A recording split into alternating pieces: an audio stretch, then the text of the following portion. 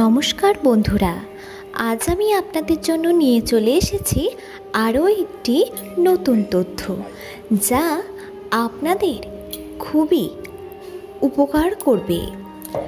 সামান্য একটি তেজপাতা, যা রান্নার কাজে আমরা প্রায়ই ব্যবহার করে থাকি। এইটি আপনার জীবনে টাকা পয়সাকে আকর্ষণ করে আনবে। কি শুনে খুবই অবাক লাগছে, কিন্তু এমন কিছু আমাদের কাছে অজানা জিনিস রয়েছে যেগুলো আমরা জানলে অবাক লাগবে ঠিকই, কিন্তু অবশ্যই এই জিনিসগুলি আমাদের কাজেও আসবে। তেজপাতা আপনাকে ধন সম্পত্তিতে ভরিয়ে দিতে পারে, কিন্তু কিভাবে? আসুন জেনে নিই। সর্বপ্রথম একটি টোটকা বলি। আপনারা এই তেজপাতাতে দেবী পক্ষ চলাকালীন সময়কালটায়, এই দুর্গাপুজো বা এই নবরাত্রির সময়কালে জয় মা দুর্গা এটি একটি তেজপাতায় লিখবেন। আবার আরেকটি তেজপাতা নেবেন, সেখানে লিখবেন মানি বা টাকা পয়সা। লিখবেন MONEY, মানি বা বাংলায় টাকা, ঠিক আছে? এবং অবশ্যই তেজপাতার উপরে এটি লাল কালি দিয়ে লিখবেন। হ্যাঁ, লাল রং দিয়ে, লাল পেন দিয়ে লিখবেন।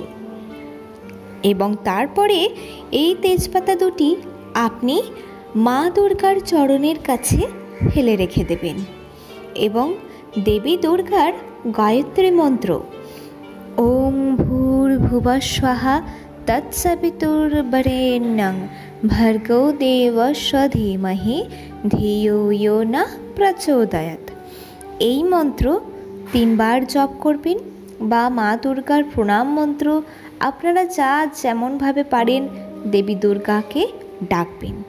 দেখবেন এতে করে আপনার প্রতি টাকা আকর্ষিত হবে, অর্থাৎ আপনার পকেটে সব সময় টাকা থাকবে। এছাড়াও নিজের ইচ্ছা পূরণ করার জন্য তেজপাতার উপরে আপনি সিঁদুর দিয়ে আপনার মনের ইচ্ছা যদি লিখে দেন এবং সেটি যদি আপনার বাড়িতে যে মন্দির রয়েছে, অর্থাৎ আমরা বলি ঠাকুর ঘর, সেই ঠাকুর ঘরে রেখে দিলে সেই ইচ্ছাটি খুব শীঘ্রই পূরণ হয়। আপনি যদি মা লক্ষ্মীকে আপনার কাছে পেতে চান, অর্থাৎ তার আশীর্বাদ পেলে এই জীবন আমাদের ধন্য হয়ে যাবে, কারণ তিনি আমাদেরকে ধন সম্পদ ও সৌভাগ্যে ভরিয়ে দেবেন। তাই তার কৃপা দৃষ্টি খুবই জরুরি। তাই দেবী লক্ষ্মীর চরণে আপনি যদি তেজপাতা নিবেদন করেন, আপনার অর্থ সংকট দূর হবে, অর্থাৎ দারিদ্রতা ঘুচে যাবে। অপরদিকে সঙ্গে সঙ্গে আপনার কাছে লাভ হবে, অর্থাৎ টাকা পয়সা ঝড়ের গতিতে আসতে শুরু করে দেবে। আপনার বাড়িতে কি প্রত্যেক দিনই অশান্তি লেগে রয়েছে? বাড়ির সদস্যদের মধ্যে কোনো মিলমিশ নেই, কেউই ভালো নেই, খুঁটিনাটি বিষয়ে ঝগড়াঝাঁটি, অশান্তি নিয়মিত এটা একটা অভ্যাস হয়ে গেছে? তাহলে প্রত্যেক দিন ঘরের মধ্যে একটি করে তেজপাতা পুড়িয়ে দিন। হ্যাঁ, ঠিকই শুনেছেন, এতে করে ঘরের থাকা সকল নেতিবাচক শক্তি আপনার ঘর থেকে বাহিরের পথে চলে যাবে এবং ইতিবাচক শক্তিকে আপনার ঘরে বা বাড়িতে টেনে আনবে। যারা ঘুমোতে পারেন না রাতে, ভয় লাগে অন্ধকারে, বা ঘুমের দোষ রয়েছে, ঘুমোতে ঘুমোতে উঠে হাঁটতে শুরু করে দেন, এগুলো এক এক ধরনের রোগ। আবার এইগুলোকে যদি শাস্ত্রসম্মত দিক থেকে কাটাতে চান, আপনার মাথার বালিশের নিচে তাহলে তেজপাতা রেখে ঘুমোবেন।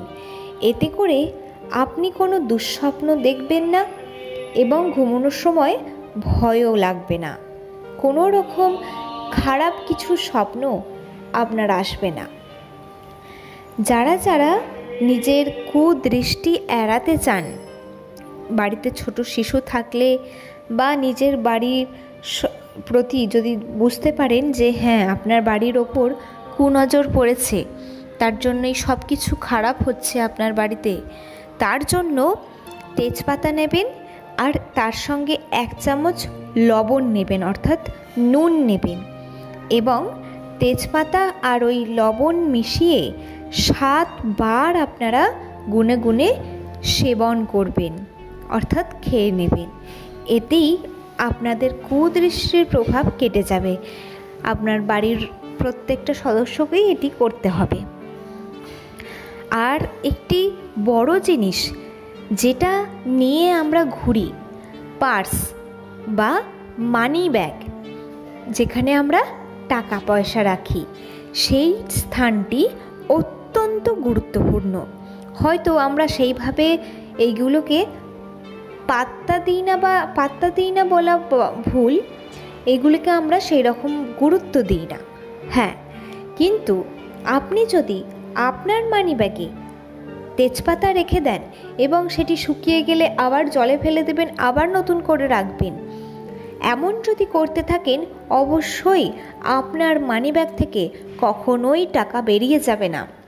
সব সময় মানিব্যাগ টাকায় ভরপুর হয়ে থাকবে, অর্থাৎ ভর্তি হয়ে থাকবে। কারণ এই তেজপাতা এমনই একটি জিনিস যা অর্থকে আকর্ষণ করে। সুপ্রিয় দর্শক বন্ধু, শনিবার 5টি তেজপাতা এবং 5টা কালো মরিচ পোড়াবেন এবং এই পোড়ানোর ধোঁয়া আপনি আপনার বাড়ির সারা ঘরে ছড়িয়ে দেবেন। আর যারা যারা নিজেদের অর্থ সংকট থেকে মুক্তি পেতে চান, তারা শুক্রবার দিন দেবী লক্ষ্মীর পায়ে 2টো তেজপাতা রেখে দেবেন। হ্যাঁ বন্ধুরা, প্রতি শুক্রবার মা লক্ষ্মীর পায়ে 2টি করে তেজপাতা রাখবেন। এতে আপনার অর্থ সংকট কেটে যাবে। বন্ধুরা, এই ছিল আমার আজকের ভিডিওটি যদি আপনাদের ভালো লাগে অবশ্যই লাইক করবেন। আর যদি আপনি মনে করেন যে এর মধ্যে কোনো ভুল ত্রুটি কিছু রয়েছে ভিডিওটিতে, সেটি কমেন্টে আপনি জানাতে পারেন। তাহলে পরবর্তী ভিডিও আরও ভালোভাবে উপস্থাপন করব আপনাদের সামনে, যাতে আপনাদের কোনো দিক থেকে কোনো অসুবিধা না হয় বুঝতে।